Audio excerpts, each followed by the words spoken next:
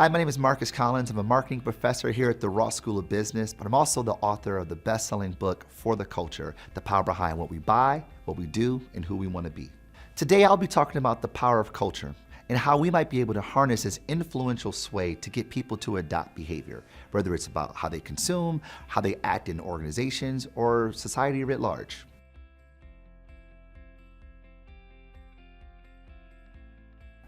The speed of technology has created a pervasiveness by which we're able to observe people like us. And observing people like us creates signals of what is considered acceptable, what is considered normal. And the technology that we use to curate our lives and to share it with people within our communities, they create proof points, or what the literature refers to as social proof, that tells me what I should do to maintain good standing citizenship within my people.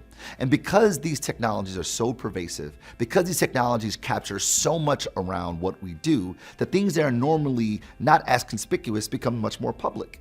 And therefore, almost every facet of life is being signaled to our people so that we within these communities end up following suit, creating this wake of contagion that informs not only what we buy, what we do, where we go to school, if we go to school, who we marry, if we marry, how we vacation, what we eat, in almost every aspect of daily living.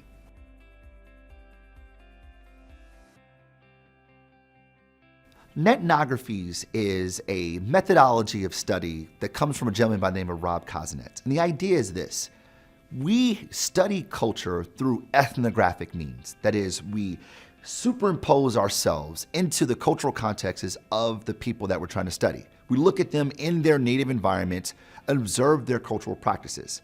Netnographies allow us to observe these cultural practices in social networking platforms, be it the Facebooks of the world, Twitter, or Reddit.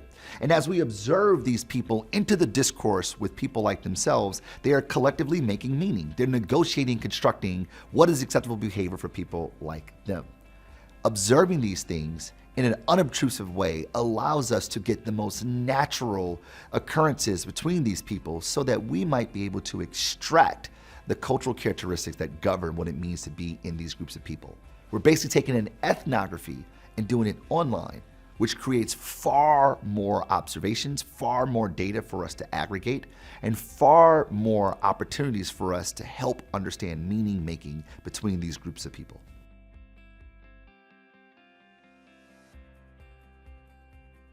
Twitter is often referred to as the public square, right, where people enter the discourse to weigh in on their point of view about a particular topic, which makes Twitter actually a really powerful destination for us to observe human behavior.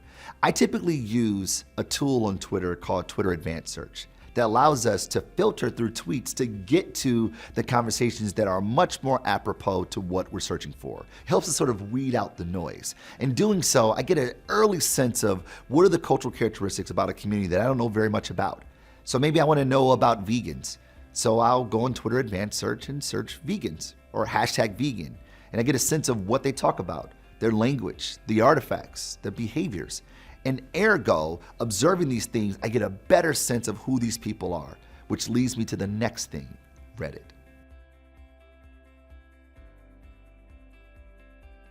Twitter allows me to observe people enter the discourse and get a sense of what's going on among these people.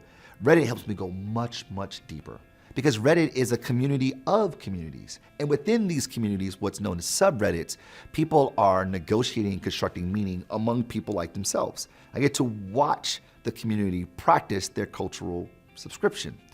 So with Reddit, I find the subreddit of the community I'm looking for, and I look at hundreds, if not thousands, millions of exchanges on these subreddits within these threads to see how people negotiate the beliefs that are normal for people like themselves, the artifacts that have meaning, the behaviors that are normative, and the language that they use. And what makes Reddit specifically so powerful for researchers is that Reddit has moderators. And these moderators are cleaning the data for you. That is, they are observing the discourse, the rhetoric that's happened in these subreddits.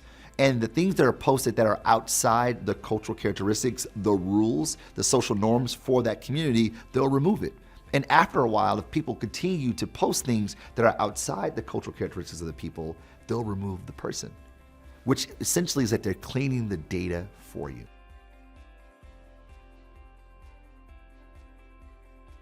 So 3 questions we should ask ourselves is 1, what do I see? No judgment, just what am I observing? Be as descriptive as possible. Then the second question we ask ourselves is, what do I think? So I observe something, I describe what I observe. Now, what do I think? That is, I'm now applying a judgment to it based on my own point of view. Then the crucial question we ask ourselves is, what does it mean? And this requires us looking at those observations, not through our lenses, but through the lenses of someone else. And that requires tremendous proximity, tremendous intimacy, understanding how these people see the world and how they translate the world. As we observe the cultural practice of these people, the artifacts, the things that they talk about, the memes that they share, the way they enter the discourse, the rhetoric that they use, doing this helps us get much, much closer to the community so that we might be able to get an understanding of what they're likely to do. I thank you so much for your time, for checking out this video, and I hope that it was helpful.